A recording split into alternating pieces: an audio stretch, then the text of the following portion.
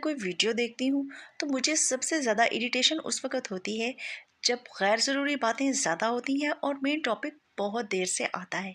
तो मैं खुद पर्सनली इस चीज़ को अवॉइड करते हुए डायरेक्ट टॉपिक पे आती हूँ। अब सब लोगों ने कभी ना कभी डेविल्स होल के बारे में ज़रूर सुना होगा, जो सपोजली वाशिंगटन में सिचुएटेड है। मगर क्या ये वाकई ही एग्जिस्ट करता है? ज़्यादातर जितने आर्टिकल्स, व्लॉग्स या इंटरनेट पे जितना स्टफ इस बारे में पड़ा हुआ है, उसमें इसको बहुत ही पैरानॉर्मल या मिस्टीरियस वे में हाइप दी गई है, जबकि मुझे ये कुछ और ही लगता है। तो यह दिन था 21 फरवरी 1997 का।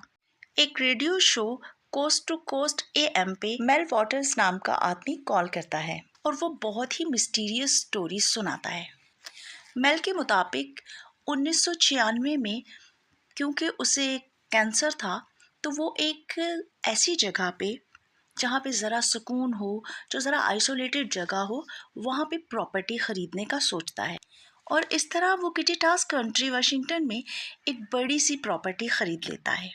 उधर वो नोटिस करता है कि उसकी प्रॉपर्टी में एक 9 फीट 9 इंचेस का होल है, जहाँ पे लोकल जो हैं अपना ट्रैश और जानवर जो उनके मर जाते हैं, स्ट्रे डॉग्स वगैरह वो मर जाते हैं, तो उस होल के अंदर फेंकते हैं। मेल को न जाने क्यों उस होल में बहुत ही ज़्यादा दिलचस्पी हो जाती है और मेल उस होल के इर्द गिर्द बहुत ज़्यादा घूमने फिरने लगता है। एक दिन वो नोटिस करता है कि नो मैटर कि लोग कितना ही ट्रैश या कितनी ही बड़ी बड़ी चीज़ें और कितने ही बड़े बड़े मुर्दा जानवर उसमें फेंक दें, एक तो वहाँ से कोई फाउल स्मेल नहीं आती, कभी भी वो होल भरता नहीं है, और जब उसमें कोई चीज़ बहुत भारी भी फेंकी जाती है तो साउंड नहीं आती। मेल को ये चीज़ बहुत अजीब लगती है।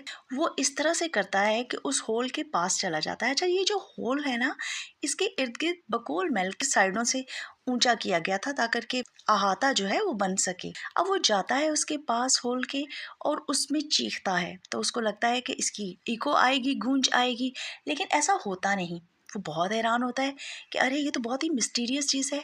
अब इस तरह से उसका इंटरेस्ट उस चीज़ में मज़ीद डेवलप हो जाता है। अब मेल जो है वो ड्यू टू क्यूरियोसिटी इर्द गिर्द के लोकल बूढ़े लोगों के पास जाता है, जो बहुत पुराने टाइम से वहाँ पे रह रहे होते हैं। वो ये जानने की कोशिश करता है कि ये होल कब बना, किसने बनाया, या कुछ इन्फॉर्मेशन मिले। तो वो सब लोग जो कि 70-70, 80-80 साल के बूढ़े भी होते हैं, वो कहते हैं कि ये तो हमारे पैदा होने से भी पहले का है शायद, और हम सब लोग यहाँ पे ऐसे ही जनरेशन से जो है अपना ट्रैश फेंकते आ रहे हैं। अब मेल को बहुत ज़्यादा ये पुरस्कार बात लगती है, तो वो अब और भी ज़्यादा नज़र रखने लग जाता है इस होल के ऊपर। Now while he is keeping a close eye on this hole, तो वो एक चीज़ और नोटिस करता है। वो देखता है कि जो स्ट्रे डॉग्स और कुछ और एनिमल्स वहाँ पे लाइक गाय, बुल घूम फिर रहे होते हैं, वहाँ पे बिल्लियाँ वगैरह। तो वो नोटिस करता है कि 100 फीट की रेडियंस में ही उन जानवरों का बहुत बिहेवियर अजीब सा हो जाता है। तो वो बहुत डरे सहमे लगते हैं और रोते धोते हैं। लाइक कैट्स को आदत होती है कोई ऐसी चीज़ देख लें तो अजीबोगरीब आवाज़ें निकालती हैं। इसी तरह से डॉग्स भी जो सुपर नेचुरल चीज़ें या पैरानॉर्मल एक्टिविटीज़ हैं उनको ज़्यादा कीनली ऑब्जर्व कर लेते हैं। अब न जाने इस होल में ऐसी क्या अट्रैक्शन थी कि मेल उसी होल के इर्द गिर्द ही घूमता रहता था, और अक्सर औकात वहाँ पे एक पत्थर पड़ा था बड़ा सा, उस पे बैठ के वो रेडियो वगैरह भी सुनता था। एक दिन वो ज़रा उस होल के मज़ीद करीब जाके बैठ गया और वहाँ पे वो रेडियो सुन रहा था। अब वो जब रेडियो सुन रहा था तो उसने सडनली नोटिस किया कि चैनल तो वही चल रहा है, लेकिन ब्रॉडकास्ट बहुत पुरानी 1950 की ब्रॉडकास्ट चल रही है। So you can put it on that side too that this hole has some connection with time travel.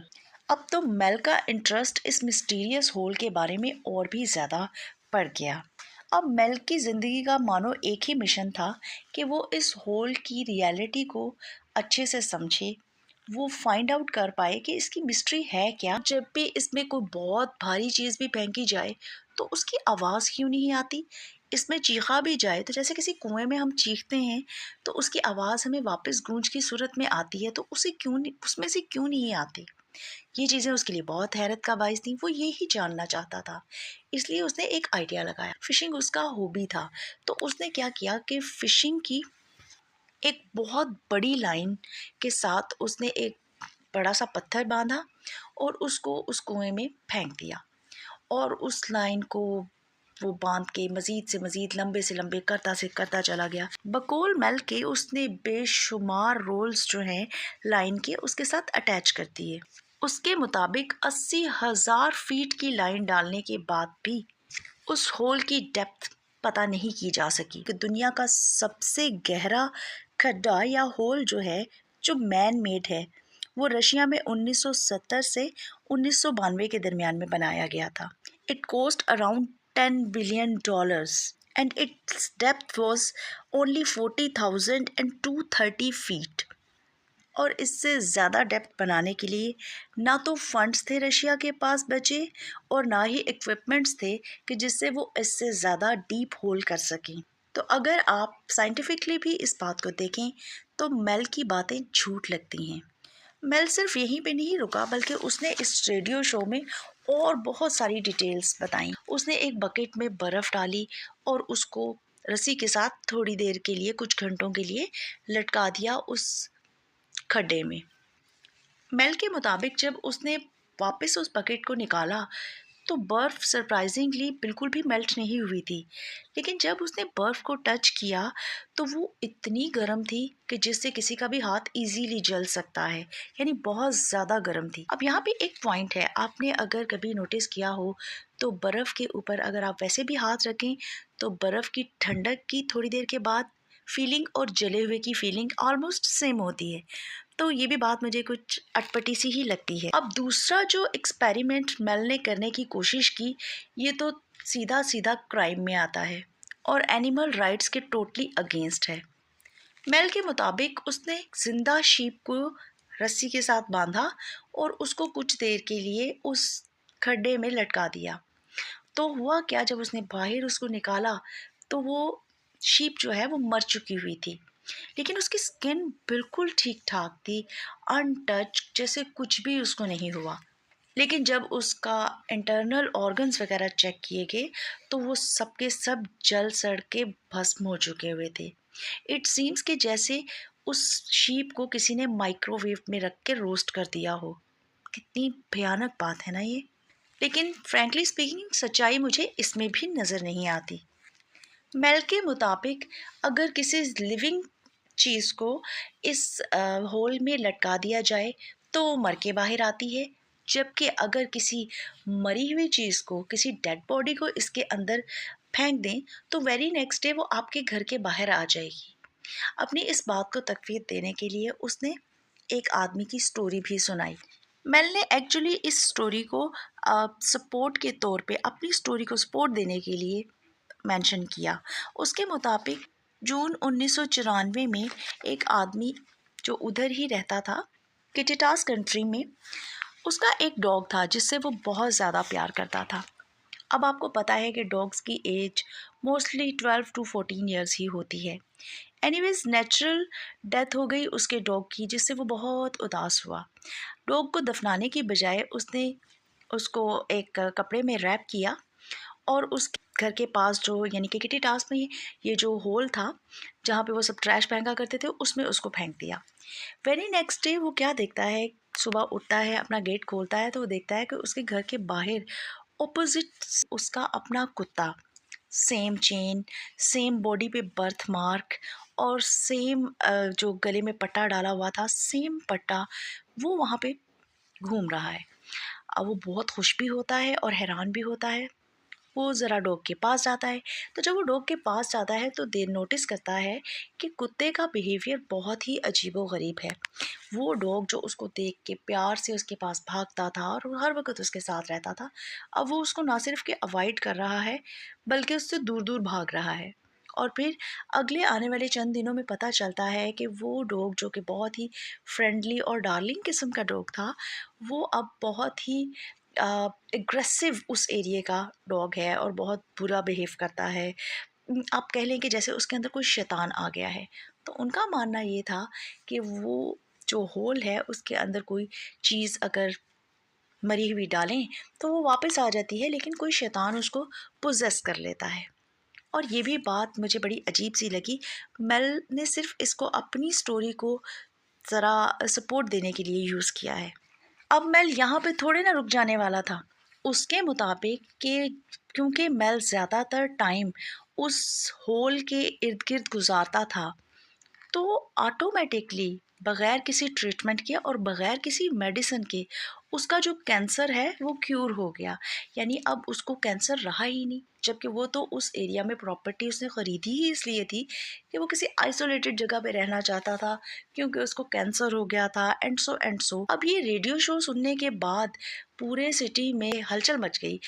It was like hell of commotion.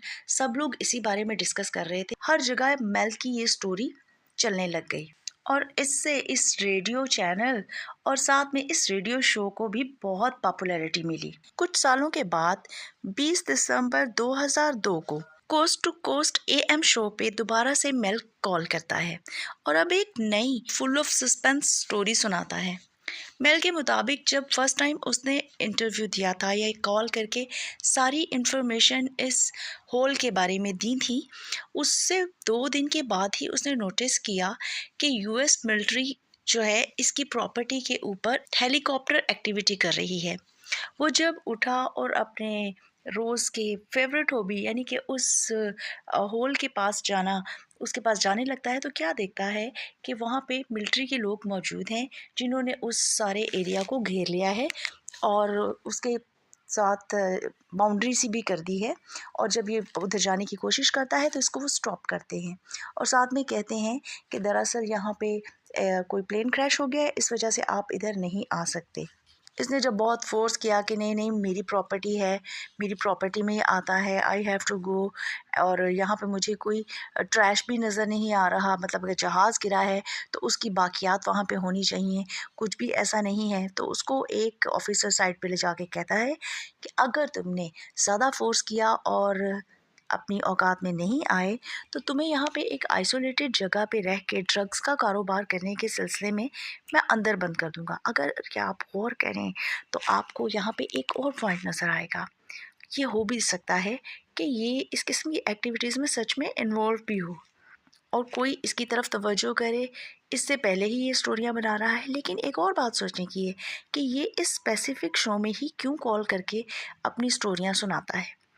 फिर आगे वो अपनी स्टोरी को कंटिन्यू करते हुए कहता है कि मुझे फिर 1-2 दिन के बाद गवर्नमेंट की तरफ से एक ऑफ़र आई कि हम आपकी ये जो प्रॉपर्टी है इसको लीज़ पे लेना चाहते हैं, लेकिन एक शर्त है कि आप जो है एक तो कंट्री छोड़ के चले जाएंगे, हम 2.5 लाख मंथली आपको $2.5 लाख मंथली आपको देंगे, लेकिन आप एक और शर्त है कि आप इस होल के बारे में कोई बात नहीं करेंगे। तो मैं काफ़ी घबरा गया था। मैंने एक्सेप्ट कर लिया इस ऑफ़र को और मैं फिर ऑस्ट्रेलिया चला गया। अब मैं अपनी किसी रिलेटिव की शादी अटेंड करने जब यहाँ पे वापस आया और मैंने फिर से उस जगह पे सोचा कि चलो एक बार जाके अपने फ़ेवरेट होल को देखूं, तो वो जब उधर जाने लगा तो उसको उधर जाने नहीं दिया गया। ये मेल का लास्ट इंटरव्यू था।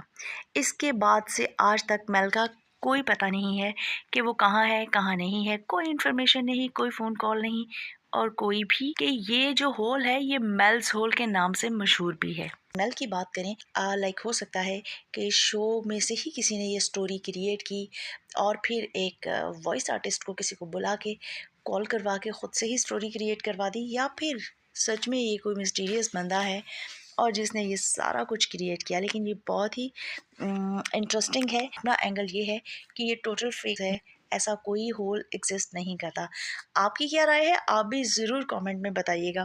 तो अपना बहुत ख्याल रखिएगा एंड लव यू ऑल।